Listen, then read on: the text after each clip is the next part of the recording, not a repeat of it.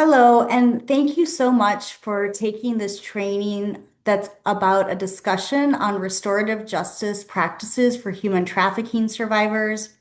Before you begin this training, we invite you to take a short survey. The survey link is on the screen, and if it's easier, you can also click on this link that's showing in the chat here. If you can't do that, that's okay, but we have invited everyone who takes this training to take this pre-survey because we are really trying to learn from you and your perspectives on restorative justice and human trafficking. So now that you've taken the survey, I wanted to take a brief minute to introduce myself. My name is Stephanie Richard. I'm a professor at Loyola Law School, and I am the director of the Sunita Jain Anti-Trafficking Initiative.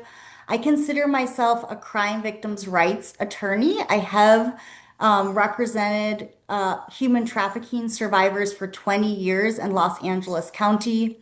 I used to oversee the largest caseload in the country, directly serving trafficking survivors in criminal, civil, and immigration matters. I also oversaw the National Technical Assistance and Training Program for all other attorneys working on trafficking. So we fielded about 1,000 technical assistance calls a year, and I was very lucky also to be policy counsel to the National Survivor Network, the largest group of survivor leaders and lived experts who worked actively on federal policy. And so now I will turn it over to my co-presenter, Mercy. Hi, thank you for being here today. My name is Miss Mercy Gray. I am a lived experience expert traveling out of the states of Washington, Oregon, and Nevada from the ages of 14. I have the better part of the past 10 years I have worked in the anti-trafficking movement in roles ranging from direct services, frontline advocacy work, including at the prosecuting attorney's office serving trafficking survivors. I'm really passionate about this role today, being here serving you because it is integrated into my experience as a lived experience expert, but also from all the roles that I have served in the anti-trafficking movement. I've done consultancies with various federal entities, ranging from Department of Justice, Department of Homeland Security, Federal Office of Trafficking in Persons. I'm the 2025 recipient of a recognition for my leadership in the anti-trafficking movement by the California State Assembly and the 2021 National Center for Missing and Exploited Children's Hero Award recipient as well. Really happy to be here today.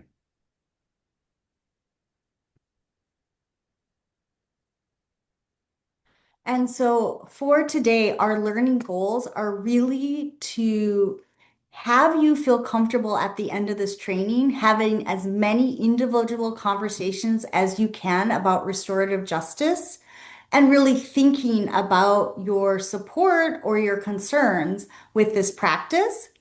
We also want you to grow in confidence to discuss in the restorative justice context how it could effectively be applied for human cases. And we want you to be able to do this in your own voice, in your own words, and talking about your own concerns. And then we also want you to learn about why, based on the best evidence-based data, as well as directly working with lived experts, human trafficking survivors support a restorative justice approach and just know and educate others that they have never been offered this approach at all. Um, so the first thing we wanted to start the training with was this idea of listening to survivors.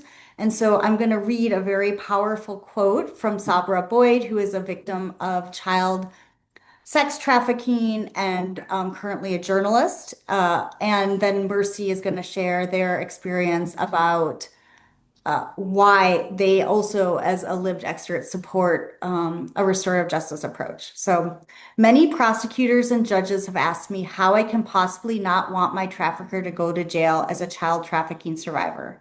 But it's simple. The man who trafficked me until I was 10 years old went to prison and was incarcerated many times throughout my childhood. And each time he was released more violent than before. My little sister was trafficked after she was incarcerated and homeless. She was sentenced to prison when she defended herself for the first time against her trafficker. My traffickers, when I was a homeless teenager, faced barriers to employment after incarceration. I doubt they would have preyed on me and exploited people had they not faced the insurmountable odds that post-prison life imposes in terms of employment, housing, and countless other aspects of their lives and needs to survive. Incarceration and the way people with criminal records are treated in the US makes people desperate and vulnerable, which creates the conditions for exploitation and human trafficking.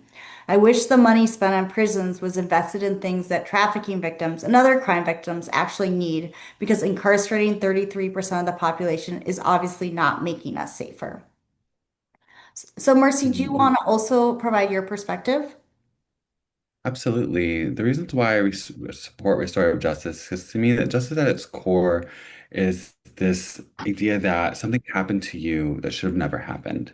It's a way that we as a society address that harm and saying that you're not going to restore the harms that occurred to you that should never happen on your own, and that we as a community society will help you address them and restore these harms. Just at its core. For me, the harm that still resides in my bones to this day is the ability to name that those things occurred to me. It's taken me a lifetime to even be able to name those harms, let alone to be able to receive justice and to address those harms with the person who hurt me. At its core, I want my trafficker to be able to contribute to society, to not do what he did to me to other people. And restorative justice is, for me, the most promising tool that helps him do that.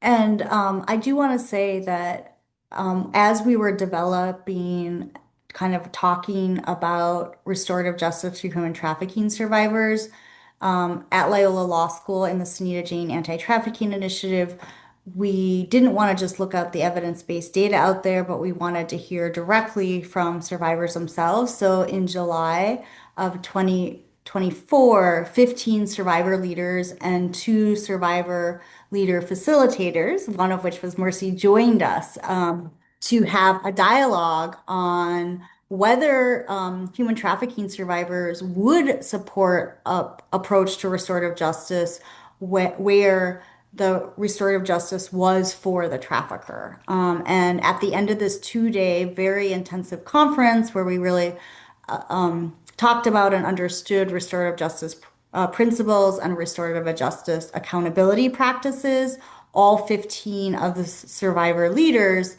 said that they would support it. Now, I want to be clear, not all of them said they would support it for their trafficker personally.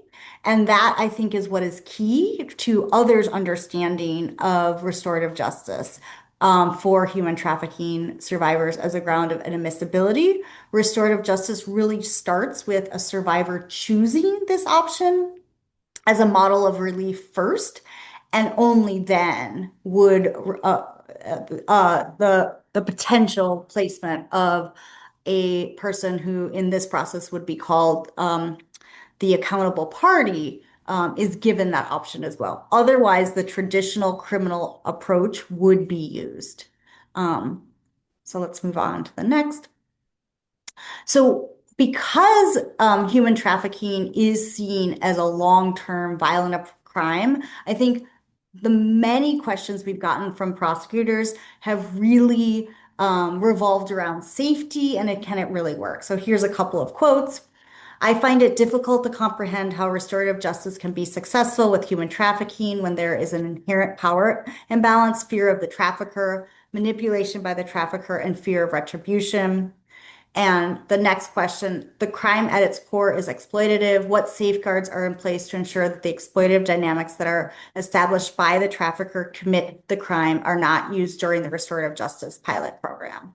And so we hope that this training will answer these questions and also give you a framework to discuss these important issues.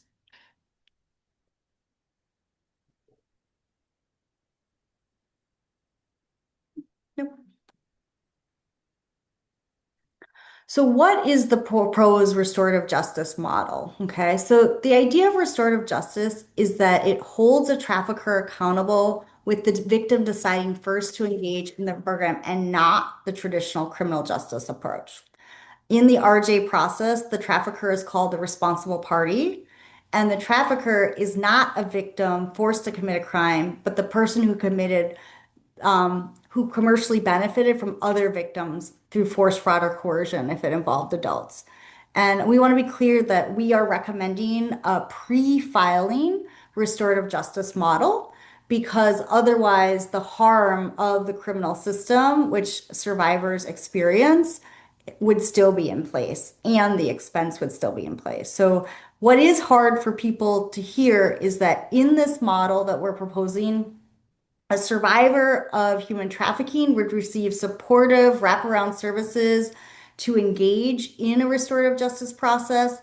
And at the same time, the responsible party or the trafficker would receive wraparound services for holding the person accountable and that they could meet their accountability terms. And that this process is mediated through very careful facilitation by restorative justice practitioners. And it could be, right, that the survivor and the responsible party do not even meet for the first year. And that first question that we got about, well, how do you make sure that it's voluntary and consent? Sensual, given the power dynamics, that is how, that this is a highly facilitated process and experienced facilitators, if they feel like either party is not benefiting or is not ready for it, can end the process. And so, again, because we want to look at the evidence-based data, we did want to share that in a 2018 study, when survivors of sex and labor trafficking were asked if they preferred alternatives to incarceration, 75% said they did not wish to see their trafficker go to jail, and that they wish that the resources focused on prevention efforts. And I think that surprises a lot of people. So, Mercy, can you share why you think that is the case for a majority of survivors? Because when we think of traffickers, we, as a society, quickly think of traffickers as a very polarized lens. The traffickers are members of our community. They are our siblings, brothers, sisters. Are someone's child, and our uncles and cousins, right? And aunts. And so when we think about someone as a community member, we also think about just how safe it is to go through a criminal justice process. Many of us don't feel safer by engaging in a criminal justice process, and are unable to do so for those reasons, for various reasons of complex harm that we've experienced in communities, most disenfranchised from accessing justice. And just my perspective, having been victims counsel for 20 years, is that so many times when I sit down and counsel trafficking survivors about their legal rights, they so many do not want to report or go through a traditional legal process, and so they really have no other option. I've actually never had the option in my career to counsel a client about a different option. And so I see that almost 90% of survivors choose to take no action at all. And the other thing, having uh, uh, sat with trafficking survivors during many, many criminal trials, is just the fact that I think all prosecutors know that the constitutional rights of the defendant in a criminal case really trump all the rights of any other party, including the survivor victim, in the matter. And, the defense counsel and the system is doing its job by really putting that survivor on trial. And so the process itself is designed in a way to increase harm for a survivor, and also shut down any taking on of accountability and responsibility by the defendant, since there's no process for reconciliation within the criminal system. So again, this just really talks about why survivors may want an RJ process, and Mercy, you're going to elaborate on that more. Yeah, survivors may want an RJ process because, as Stephanie talked about, we need alternatives to the mainstream criminal justice process. We may want an RJ process. We want to center our own experiences in the criminal justice approach, right? Um, Oftentimes, when survivors go into a criminal justice system as the victim of the crime, they feel neglected, and if they're able to even go through the whole process at all. Um, and so, in going through a restorative justice process, you're able to address the harms that were committed against you. You get to be in the driver's seat of that, of how you want those things to be addressed. And that can be provided through the facilitation of an RJ process. And you get to avoid a punitive and adversarial court system and ostracization from your community for advocating for something like that in the first place.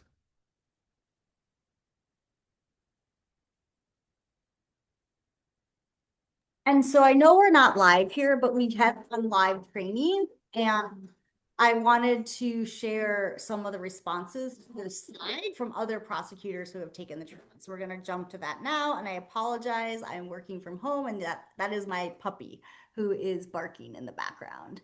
Okay, so let's take a look at this poll.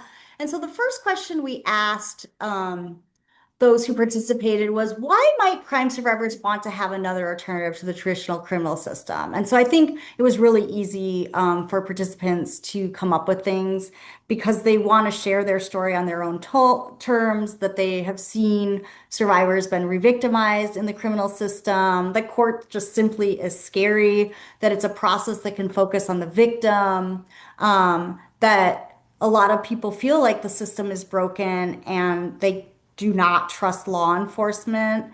It's an intimidating and scary process. So that's just, so I think all of us, based on our experience, can see how hard the court system is for trafficking survivors. But I think a lot of times when we're thinking about, well, should victims of violent crime, including trafficking, have other options, we think no, because they're the worst crimes. And I challenge us to think, hey, if this court system is so difficult and we know it's so difficult, why wouldn't we want victims of the most violent crime to have the most options, right? To seek justice on their terms, or at least something that might be friendlier than a cold courtroom.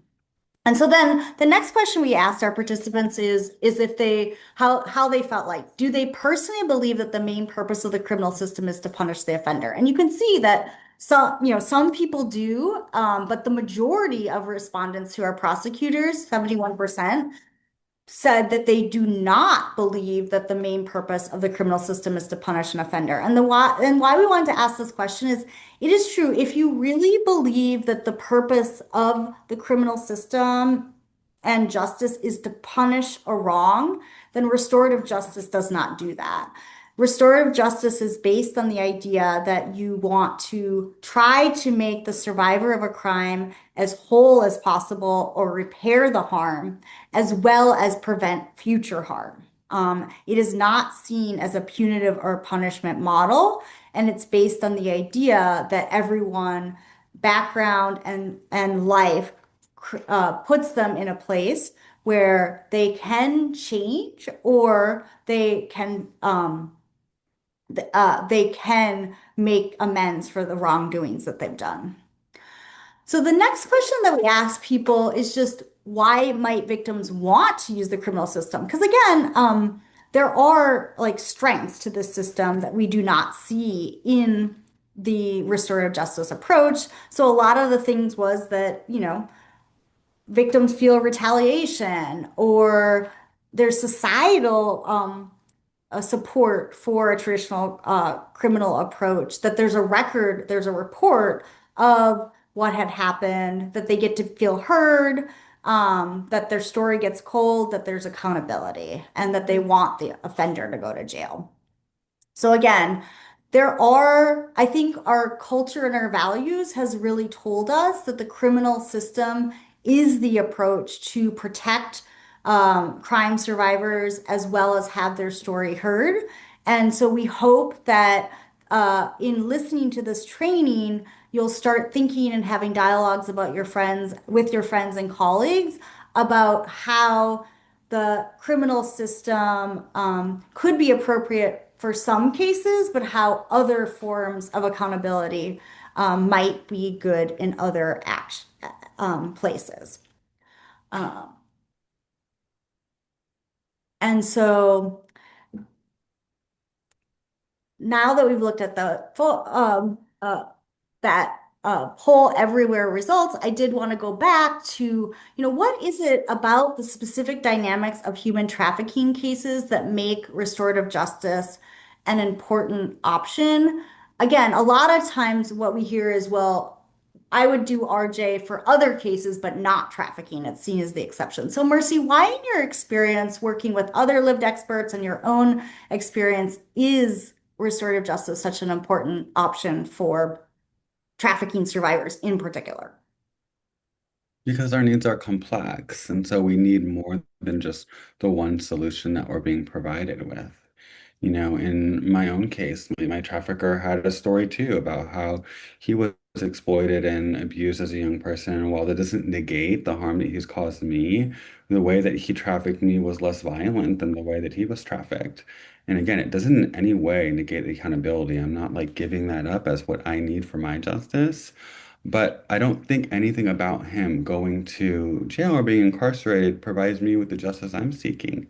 Me having to pay out of pocket for therapy, me having to pay out of pocket for healing practices and modalities, having have to go to treatment because he grew me with narcotic restraints and paying for all of those things and wanting to see him avoid doing the same thing to other people until he is made whole in some way as well. I actually can't be made whole at all either because we are just going to continue in this cycle of spiral. And I've heard that in so many other people's cases too, that, especially when we are able to find our own healing to some degree away from being exploited, we sit with that. Nothing about him going to prison would create a sense of justice for me. Thank you. And just to kind of summarize what we've heard from other lived experts is that trafficking is often generational, with trafficking victims often becoming traffickers, which is what Mercy highlighted. Traffickers can be loved ones, family members, the father or mothers of children. Traffickers can be business owners or corporations where practices need to change long term, and just convicting one low-level manager isn't going to change the system that allows for long-term exploitation. We also know that poverty and discrimination, along with a whole other factors of root causes, are the reason trafficking occurs or why someone may become a trafficker. And then finally, and maybe most importantly, in trafficking, the whole basis of this criminal offense is someone's personal liberty and control being taken away from them. And so it would make sense to have a process in place for justice and accountability that really centered the process on the crime survivor themselves. And so again, just kind of looking at the different stages of what happens in the criminal system, we wanted to kind of show how that power is taken away from a victim and lived expert. Mercy, did you want to go through that? Yeah, I want to say this oftentimes also mirrors what it's like to be trafficked. You don't have any sense of power, autonomy, or control, and that's part of the grooming process. And so to go through another process where you don't have any autonomy, you're not being informed of what's going on, the charging is completely decided by the prosecutor, very similar to being in the nuanced world of exploitation. We have no representation within the criminal justice process. And oftentimes, there's a misunderstanding that the state or the district that's prosecuting the crime is the attorney for the harmed party. That's oftentimes something we had to really clarify. And when working with survivors, it's usually a very big letdown. What do you mean I don't have representation? What do you mean I'm not being centered?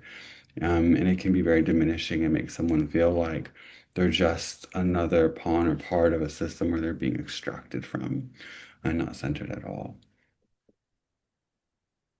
And so again, just to sort of introduce the ideas of restorative justice, um, the criminal system is seen and modeled as retributive justice, which asks the question, what rule has been broken, who is to blame, and what punishment do they deserve? Whereas a restorative justice process really asks, you know, who is a who is harmed and how do we repair that harm and hold that person accountable. But what we see with retributive justice in the punishment model is a lot of times survivors themselves are used as to justify the greatest punishment possible. When in fact, when you really sit down and listen to survivors' goals, and this is true for human trafficking survivors, and it's been documented for a wider range of victims of violent crime, that what they're actually asking for is acknowledgement of the wrong, answers like, why did this happen? Why did you do this? That they want to have their voices heard and have an impact, and that they want resources to heal and be safe, and they want others to be safe. And again, I think those of us who have participated in the traditional criminal process know that the answer is that that just does not occur in the current model we have. So again, when we're looking at the difference between restorative justice and a retributive justice model, we're really asking these questions. Who has been hurt and what are their needs? Who is obligated to address those needs? Who has a stake in this situation? And what is the process to involve them in making things right and preventing future occurrence? Okay. So on this slide, we also have a definition of what's transformative justice. And I want to say that a restorative justice model for trafficking victims at this point would focus on an individual who's been harmed and an individual perpetrator.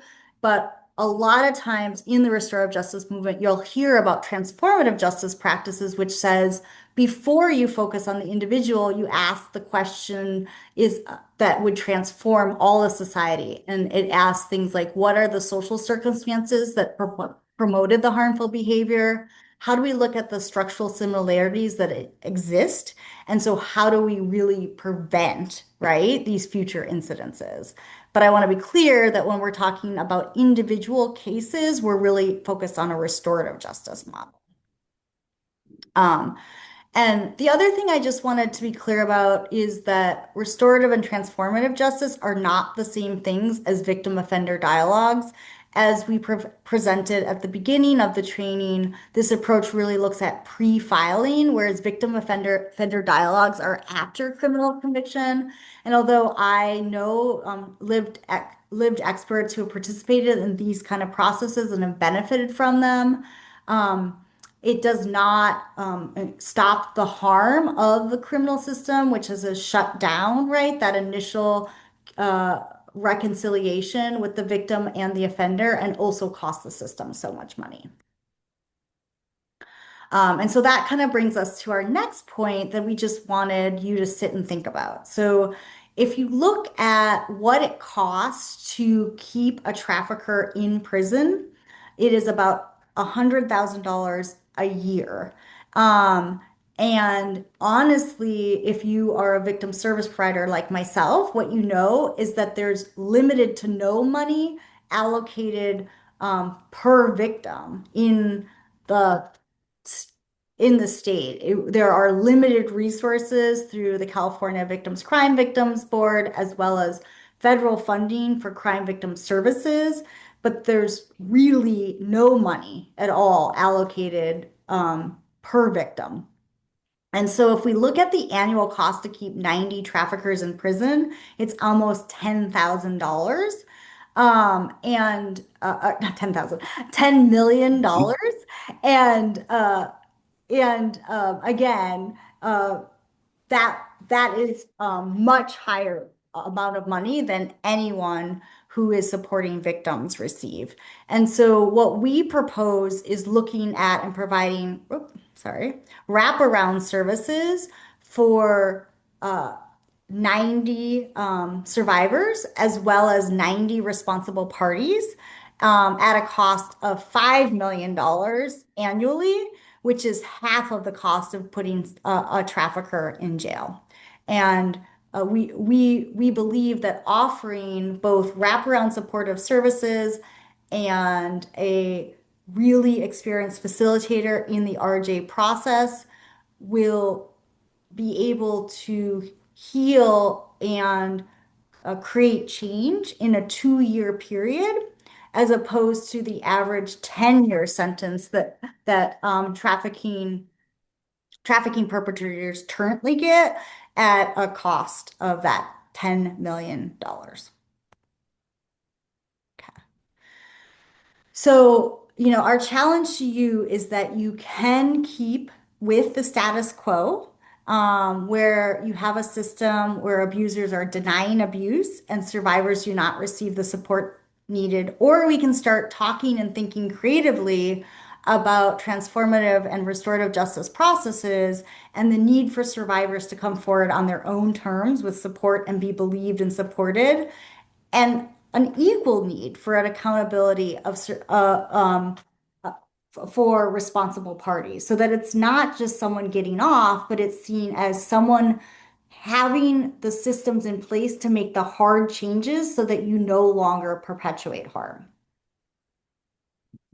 And so we ask you also, when you're having conversations with your prosecutor friends and colleagues, to really talk about, are you seeing measurable data and outcomes in the work that you're doing with trafficking cases or other criminal cases now? And so the evidence-based data that I've compiled, which looks at all the human trafficking cases that are prosecuted by specialized human trafficking task forces across the country, shows this. So, of the task forces evaluated, after 20 years of these collaborative task forces, 1/3 of the task forces reported protocols in place in writing to arrest victims to increase prosecutions.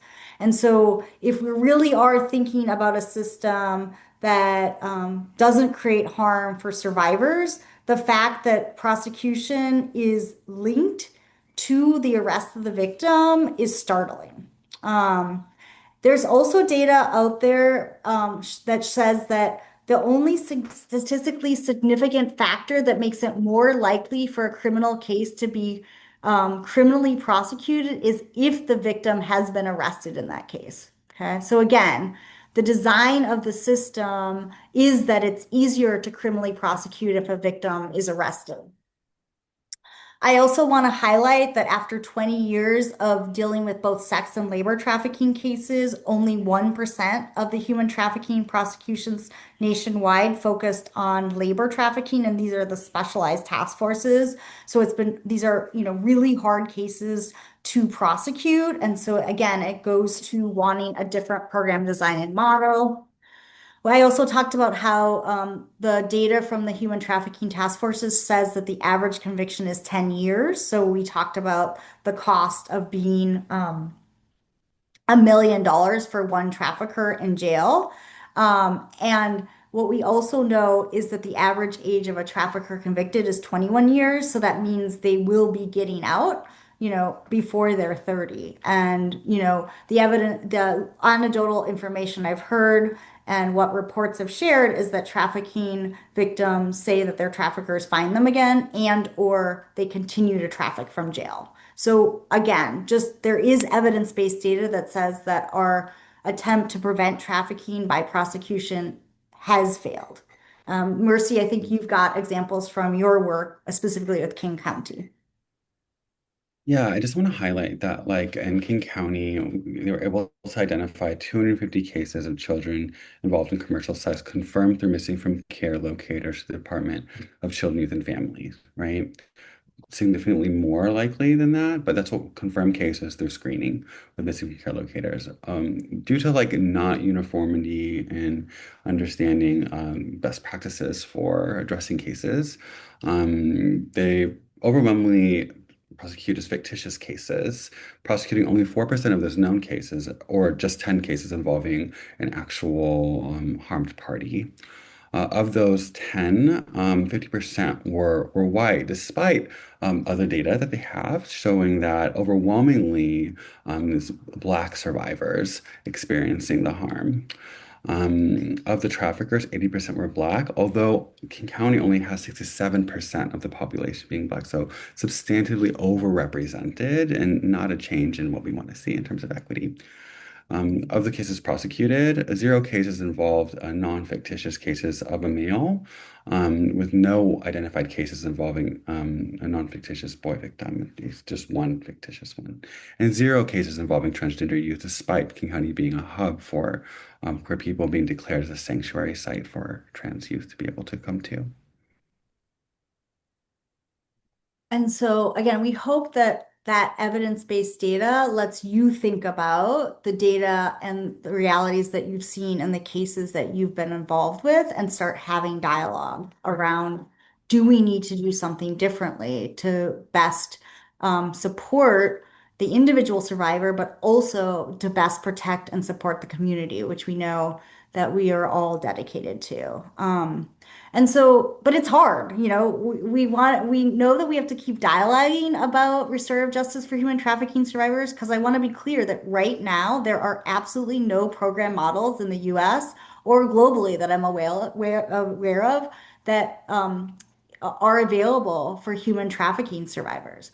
Now, the good news is that there is evidence-based data involving cases that involved interpersonal violence, such as sexual assault, domestic violence, and other crimes, where you will see some of the same power and control dynamics, as well as there's data around violent crimes such as like felony assault, and they all uniformly show good results even though it's limited data. So the other thing we have is that there finally is more of a national consensus for utilizing restorative justice approaches in crimes of sexual violence. And so, for example, right now, under the Violence Against Women Act, federally in 2022, funding was provided for 11 pilot programs across the country to really look at restorative justice practices.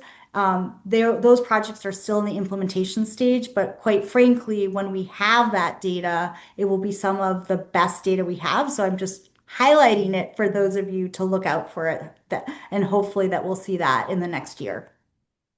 Um, but what is some of the evidence-based data that we have that shows restorative justice effectiveness? So one program is based in New York, and this is a program that deals with violent felonies, robbery, and assault.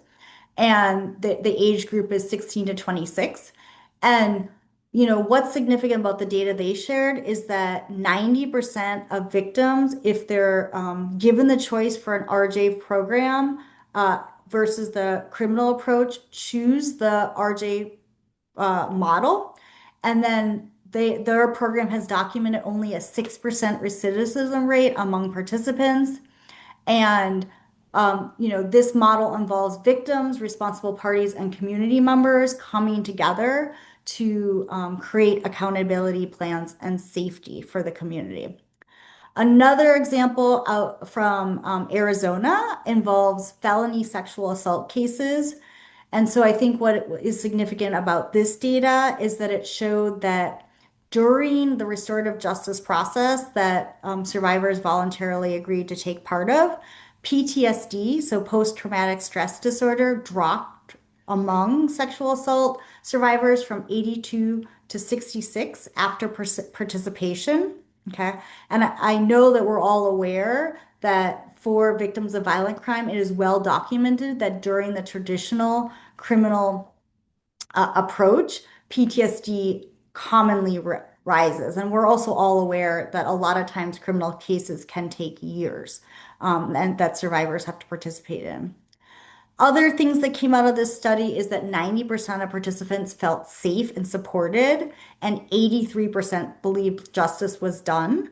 And I should note that 90% said they would refer a friend in a similar circumstance to do that. And the last one is a program in Richmond, California. And basically, they it was a community-based program that it did involve some felonies and some misdemeanors. And again, it had the same model that we saw in Arizona and New York, where the community, as well as law enforcement and defense attorneys, created tailored plans. So I just wanted to highlight that RJ models do not have to exclude traditional criminal system actors, and we would see our traditional criminal justice system partners involved, especially in building the process of accountability and safety. And I think the reduction in PTSD is really substantive because when we look at the reduction in PTSD, other health quality data shows that human trafficking survivors have a rate of CPTSD at a rate greater or higher than war veterans. And so the drop in that potential for people who have been harmed is substantive. Yeah, and again, this just lists kind of areas of violence that restorative justice practices have been shown to work in, including sexual violence, community harm, domestic violence, familial violence, systemic violence, racial violence, political violence, hate violence. And, when I read those off, I think if you listen to some of our descriptions of how the dynamics of trafficking, you'll see that they are very similar. And what people talk about in restorative practices is circles of support and accountability. And so that is pictured here. And what those circles say is that if you are the responsible party, right, there are members of the community who will be there to hold you responsible and ensure community safety. Okay.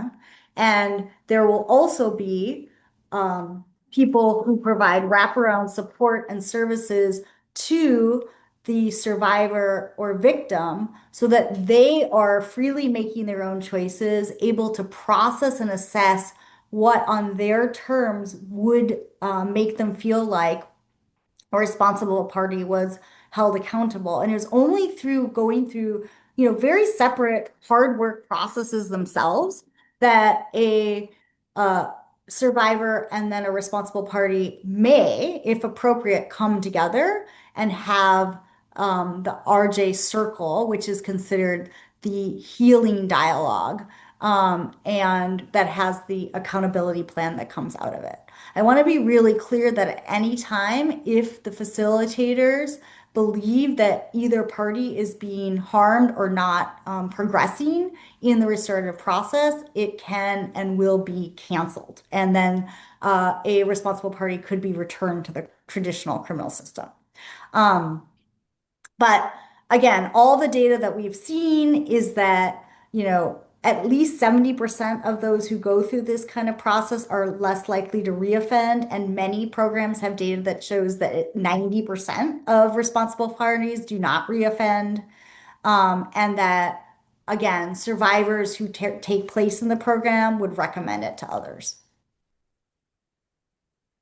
So just like a really, quick basics, because I think it is hard for those who have not had a lot of work with restorative justice to really think about how would a trafficking survivor and a trafficker, right, go through this process. So reminder, both parties are accessing wraparound supportive services that make them ready for the accountability process. And it's only at that time when basic needs are met, when stability is achieved, that a restorative dialogue process could begin. And then after the restorative dialogue process, there's a plan of accountability and repairing of harm that the responsible party is supported through. Okay. Again, when I've talked to experienced practitioners in the restorative justice area for violent crimes, most of them have said that in the majority of their cases, these processes can be completed within 18 months. And so we do believe that, because things, it can go differently, different ways, but we do believe that a 2-year wraparound services model with RJ processes at their core could be an alternative to incarcerating a trafficker for 10 years or 30 years or 40 years or life. But I also want to stress, And one thing that when I work with lived experts, they stress is, they know their trafficker best and they should be able to choose if they think their trafficker can benefit from this system. They've lived with them day in and day out. And I can tell you that lots of survivors will say, yes, I believe my trafficker could have benefited from that. But some will say, my trafficker had been trafficking for so long, I don't believe that there would be any room for change. Those would be the cases, right, where it would not be a acceptable case for our restorative justice process. But I do want to be clear, there could be cases where someone has been trafficking for a very long time, and the trafficking survivor believes that trafficker could benefit from the RJ process. And that's where we really have to trust the survivor's choices as well as the process with the experienced facilitators as both parties move through it to really ensure that it should be continued. So there's constant assessing if there's a possibility of creating more harm. Is there anything you want to add to that, Mercy? I just want to underscore that like it is the antithesis to trafficking to provide survivors autonomy and an accountability process. And just to underscore how important that is for our healing. Yeah, and again, a lot of times we get questions like, well, trafficking survivors have Stockholm syndrome, they're trauma bonded to their traffickers. How can they really be voluntarily making these decisions? And so, what we want to say is it's true, right? Anyone who is going through a healing process has to go through phases. And so, the restorative justice process helps both lived experts and responsible parties go through those phases so that they can heal and or acknowledge accountability. So it is true that even a survivor who accepts and asks for a RJ process for their trafficker could, at the beginning could be denying, minimizing, justifying, deflecting, right? Blame on the trafficker, and or feelings like they want to seek revenge or dealing with substance abuse authors or harm to self or learn behaviors of harm to other, right? So this is phase one, and experienced facilitators are designed to help both the responsible party and the survivor move through that phase, right? So it's really in phase two where people are able to acknowledge the impact, feel the anger and the grief, right? And take responsibility for that impact and or understand as the survivor that these are responses to trauma. And that is, it's only then, right, that you can move into page three where someone can make genuine apologies and amends, and a person is also ready to hear and listen, and even have ideas about what make them feel whole. So it's a whole process of healing. But we all know that this is not the way the criminal system works traditionally. Um, and we can't expect that just putting someone in jail will change them. And to also say that survivors can be experts of our own experiences and that trauma, we experience that non-linearly. And so we may go through that process non-linear as well. But the beautiful part about RJ is it makes space for us to go through those things non-linearly. And part of that is all those emotions mentioned, that it's part of our process for healing and it's going to happen. And however it happens in each individual case, which is more adept to be handled with an RJ approach. And I think Mercy really highlights that, like, what's great about an RJ process is it is individualized for that survivor as well as that responsible party. Whereas the criminal system, it's a one size fits all model, and that can't really be changed or altered because of different constitutional rights of the defendant, timelines in the case, resources, where resources are focused. So, I can't stress enough that, RJ works because you've got really experienced facilitators who look at and understand what's happening in the case.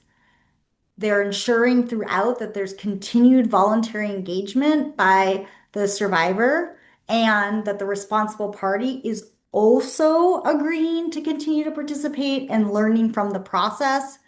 and that contact with the person who caused harm and the person who has been harmed is only done in a very carefully facilitated manner where the facilitators create what's called a container, and most of the work is done in these discussions called pre-conferencing, where everything is already being figured out and discussed. So there are no surprises, and it's based on close listening to the survivor. There's a discovery process to identify risks and needs, and also just making sure that before there is any contact with the survivor and the responsible party, that everyone is resourced so that they're coming to this place in a place where healing can occur. And then there's also, this is not a short process. There's time, right, for healing and for the process to unfold at each party's pace, right? So, one process might move a lot quicker than another. One might be halted because the survivor isn't moving in the process or feeling safe, or another could be that the responsible party is not at a place where they're accepting responsibility or understanding the harm. And again, it doesn't mean that the process isn't working. It just might need to move at different speeds, and the process does allow that.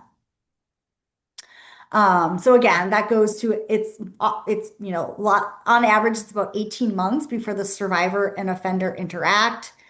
Parties are working separately, right?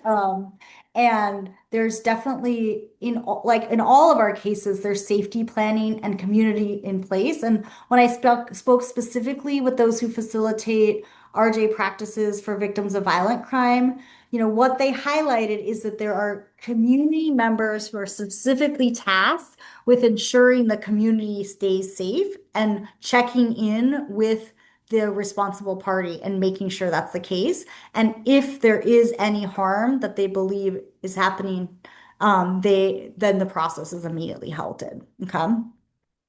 And so again, those types of things are what are the boundaries that person needs? What are the boundaries the community and the survivor needs? Who uh and there's conversations about like who needs to be present to create that support and who needs to be present to define the accountability. And then Mercy, I'll let you just talk about what accountability looks like in the RJ process. And for me, accountability looks like really addressing what harms have occurred, right? And giving a way for the harmed party to address those harms, driven by the giving way for the accountability party to address those harms to the harmed party, driven by the harmed party's guidance and autonomy and consent to all of these things.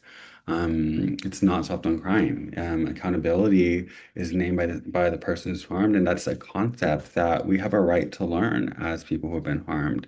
And just as I was mentioning earlier, justice is the process of society as a whole, acknowledging that these things should have never occurred in the first place, and creating a process for which they can be restored.